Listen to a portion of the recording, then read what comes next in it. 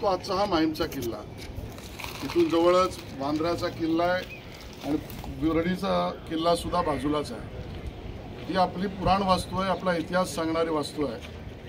ही वास्तू वर्षानुवर्ष अतिक्रमणाने भारित होती। खूप मोठ्या प्रमाणात अनधिकृत बांधकाम होतं।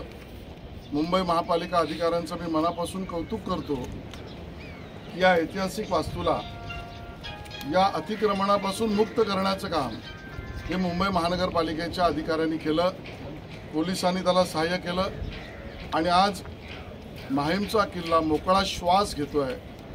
आणि या पुढची जतन, संवर्धन, सुशोभीकरण या प्रस्तावासाठी मुंबई महापालिका आणि त्यांचे कन्सल्टंट, आमच्या पुरातत्व खात्याचे अधिकारी सगळे मिळून पुढची मार्गक्रमणा करत आहेत। जवळजवळ 1 एकरमध्ये असलेला हा पूर्ण आपला किल्ला आणि आजूबाजूच्या परिसरातल्या असलेला 2 एकरची मोकळी आणि अन्य जागा असा 3 एकर समुद्रकिनारी, ज्याला पोर्तुगीजांनी त्यावेळेला बांधलेल्या आणि मूळ स्ट्रक्चरमध्ये सापडलेले अवशेष जे राजा बिंबाच्या काळापासूनचे आहेत ते सुद्धा याच भागामध्ये अजूनही अस्तित्वात आहेत। या सगळ्यांचा एकत्रित विकासाचा कार्यक्रम, धोरण आणि योजना मुंबई महानगरपालिकेच्या नेतृत्वामध्ये संपूर्णता करण्याचा निर्णय आपण घेतलेला आहे। या विषयामधली एक बैठक मंत्रालयामध्ये बाजूच्या जागेत असलेला PWDच्या जागेतून ॲक्सेस जरूरत आहे, आवश्यकता आहे ती आपल्याला म्युझियमची, त्याबद्दलचा प्रयत्न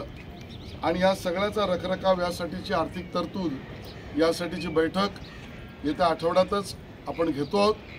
मुंबईकरांना विकासाच्या प्रगतीबरोबर आपली विरासत असलेल्या गोष्टींची सुद्धा इत्थंभूत माहिती आणि त्याबद्दलचा असलेला ॲक्सेस द्यावा, हेच धोरण माननीय मुख्यमंत्री देवेंद्र फडणवीसजी यांच्या नेतृत्वाखालील सरकारचं आपलं आहे। एकनाथजी शिंदे, अजितदादा पवार यांचं त्याला बळ सहकार्य आहे।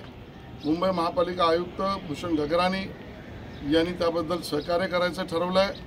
आपला विभाग त्याबरोबर काम करणार आहे। मुंबईकरांसाठी येणाऱ्या काळातच खूप चांगला 3 एकरमधला सगळा परिसर विकसित करण्याचं धोरण आहे। मुंबईकरांचं सहकार्य अपेक्षित आहे। धन्यवाद।